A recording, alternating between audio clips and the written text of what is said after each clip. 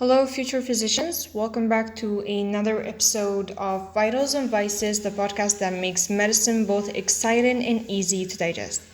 For today's episode, we are diving into a topic that makes hepatologists sweat, which is primary screlosing cholangitis, or for short, we can just call it PSC. So I know it sounds kind of tough, but we're going to break it down fundamentally to understand the very basics of this diagnosis. Starting with a clinical presentation, we're going to take a made-up case. Let's imagine a boy or a man named Jeremy. So Jeremy is a 25-year-old medical student, and yes, you're that old when you're in med school. So he comes up to you with a story that doesn't add up. He starts complaining about intense fatigue. So he has intense fatigue. And he has also intense itching, which is called pruritus in a medical term. And you're going to do your medical exam and you're going to inspect that his eyes have a slight yellow tinge. So you think about you think about diagnosis that has to do with the liver. So obviously you're going to order some blood tests, and surprisingly, and it's not surprisingly, obviously it has something to do with the liver, but you're going to find that his liver enzymes, especially alkaline phosphatase and GGT, are through the roof. So you decide to do a quick ultrasound, which is going to show nothing definitive. It's kind of confusing, but in this very particular situation, we're going to think about PSC, which is a rare disease, but it's the one you must consider in this particular case. First of all, let's understand the physiopathology. So basically, to understand PSC, let's use a simple analogy. Think of your biliary system as a network of pipes. So these pipes that represent the bile ducts transport bile, which is the green bitter fluid produced by your liver, to your and it's going to get transported to your intestines to help digest fats. So primary screlosing cholangitis is like an autoimmune disease that attacks these pipes that represent the bile ducts again. The immune system goes haywire and starts to attack the bile ducts, which is going to lead, obviously, to a chronic inflammation.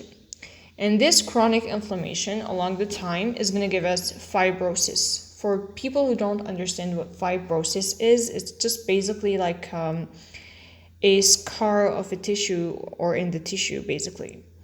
And so this fibrosis is going to take so much place that finally we are going to get strictures, which is like a narrowing of the bile ducts. So that is the basic understanding of sclerosis. That's why we call it primary screlosing cholangitis. And it's going to make the bile ducts hard and rigid, obviously, because it's very filled with the fibrosis. The results, we're going to get bile that gets backed up, obviously, and we're going to have builds up in the liver, and it's going to cause damage. In this particular situation, we call it cholestasis. So this cholestasis is responsible for the symptoms and the abnormal liver enzymes that we found earlier on in Jeremy's case. So now, how do we make the diagnosis? In Jeremy's case, we have the classic triad, which is an icteric cholestasis that is represented by elevated enzymes without jaundice initially, but we can get jaundice later. The second part is pruritus, and we have also fatigue. So this is a very basic and classical presentation of the triad. And we can also find in more advanced stages, we might see signs of cirrhosis or portal hypertension. So the key diagnostic test is magnetic resonance cholangiopancreatography, or MRCP. And MRCP is actually non-invasive, thankfully, and it gives us a beautiful picture of the biliary tree. And when we do MRCP, we will see a very characteristic sign, which is the string of the beads. It's an appearance of the strictures that we already talked about, which are the narrowings of the bile ducts, alternating with dilation, which are the swollen segments. So we have like strictures and then like swollen segments and then strictures and then swollen segments, and it's gonna give us like this very classical sign in the MRCP, which is string of beads. Another crucial piece of information, the fact that PSC is strongly associated with inflammatory bowel disease, especially ulcerative colitis. So for ulcerative colitis, we already talked about it in the previous episode, and we talked about sclerosing cholangitis as well briefly. So that's why we should always screen patients who have IBD in like particular situation, looking for sclerosing cholangitis. So for the treatment, it's kind of tricky because sadly we don't have a cure or a definitive treatment for PSC.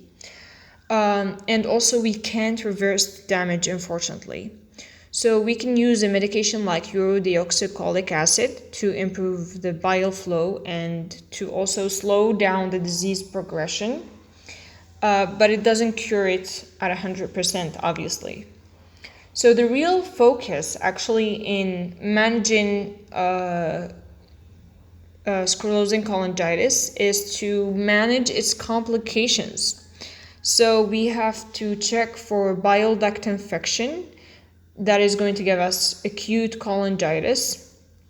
We have to also manage deficiencies in fat-soluble vitamins like A, D, E, and K, and especially the risk of the bile duct cancer, which is cholangiocarcinoma. We also have to monitor these patients very closely. And for advanced disease with decompensated cirrhosis, the only definitive option is a liver transplant. So if you remember one thing from this episode, it's the fact that primary sclerosing cholangitis comes in a young person like Jeremy's.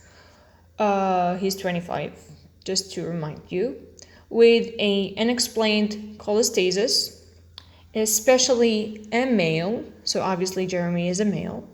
And you have to also think about primary sclerosing cholangitis when it comes to IBD. So we always have to look for IBD, and we always have to order an MRCP to make sure. And you have to also never forget that this is a progressive disease and it requires long-term monitoring. So it's not like you just have to check your patient overnight and then just like release the patient. So that was all for today. I hope you enjoyed this dive into the world of primary sclerosing cholangitis. I hope you would join us next week for another dose of our podcast. See you next time.